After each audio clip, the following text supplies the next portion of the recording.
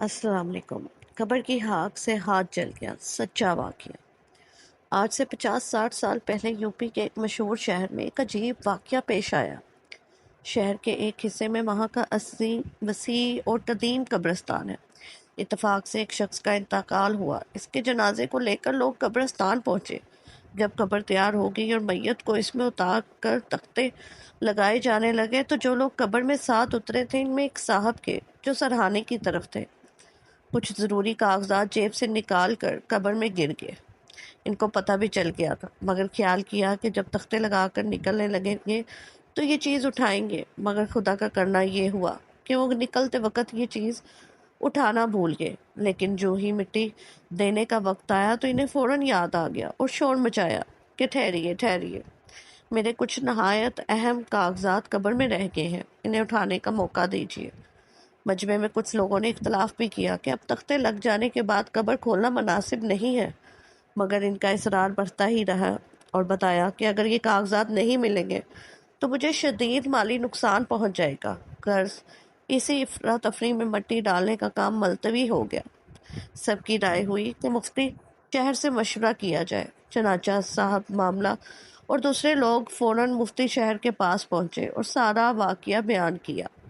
مفتی صاحب کی رائے ہوئی کہ جن صاحب کا سامان قبر میں رہ گیا ہے وہی خود صرف اسی جگہ کا تختہ ہٹا کر اپنا سامان اٹھا لے جہاں ان کے خیال میں وہ سامان گرا ہے۔ یہ لوگ فوراً قبرستان واپس آئے جہاں لوگ ان کا انتظار کر رہے تھے اور مفتی صاحب کی رائے سے سب کو مطلع کیا۔ بالآخر سب لوگوں نے صاحب معاملہ کو اجازت دے دی کہ آپ کو جس جگہ اپنا سامان گرا یاد ہو صرف اسی جگہ سے تختہ ہٹا کر اٹھا لیجیے۔ انہوں نے کہا مجھے اچھی طرح سے یاد ہے کہ وہ سرہانے گرا تھا۔ چنانچہ انہوں نے سرہانے سے ایک تختہ ہٹا کر جیسے ہی اپنا ہاتھ قبر میں ڈالا فوراً چیختے ہوئے ہاتھ باہر نکال لیا اور یہ کہہ کر تڑپنے لگے کہ ہاتھ جل گیا، آگ لگ گئی، ہاتھ جل گیا، آگ لگ گئی۔ لوگ حیران تھے کہ یہ کیا ہو گیا۔ جیسے تیسے مٹی ڈال کر قبر تو بند کر دی گئی اور لوگوں نے ان کے ہاتھ کو اچھی طرح دیکھنا شروع کیا۔ بظاہر وہ ہاتھ بالکل صحیح سلامت تھا اور کسی طرح کے جلنے کی کوئی علامت نہ تھی۔ لوگوں نے ان کو سمجھایا بھی کہ بھائی تمہارا ہاتھ تو بالکل ٹھیک ہے، پھر تم اتنا تڑپ کیوں رہے ہو؟ لیکن ان کی شیخ و قرا کے سامنے کسی کی کوئی بات نہ چل سکی۔ اسی عالم میں چارپائی پر ڈال کر لوگ ان کے گھر آئے اور یہاں بھی بے قراری اور تڑپ کا وہی حال تھا۔ لوگوں کی رائے ہوئی کہ کسی اچھے ڈاکٹر کو دکھایا جائے۔ اتفاق سے اس زمانے میں شہر کے سول سرجن مسلمان تھے۔ لوگ ان کے پاس لے گئے۔ انہوں نے جدید آلات کی مدد سے سارے ہاتھ کا معائنہ کیا، مگر ان کو جلنے یا آگ لگنے کی کوئی علامت نہیں مل سکی۔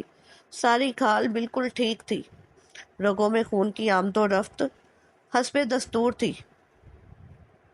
ہڈی اور گوشت وغیرہ سب اپنی حال پر باقی تھا، مگر وہ یہی کہے جا رہے تھے کہ ہاتھ جل گیا اور آگ لگ گئی۔ ان کی طرف اور بے چینی ایک شیخ و قرا تھی جو سارے گرد و پیش کو دہلائے ہوئے تھی۔ سول سرجن اور ان کے ڈاکٹروں کی پوری جماعت حیران اور سارے عزیز و اقارب ششدر تھے کہ یہ کیا معاملہ ہے۔ اسی طرح 3 دن اور 3 رات تڑپنے کے بعد وہ بھی اپنے مالک سے جا ملے۔ باہوالا دارالاسلام مالیر کوٹلہ۔ اللہ پاک ہمیں ہر قسم کے عذاب قبر سے بچائے، آمین ثم آمین۔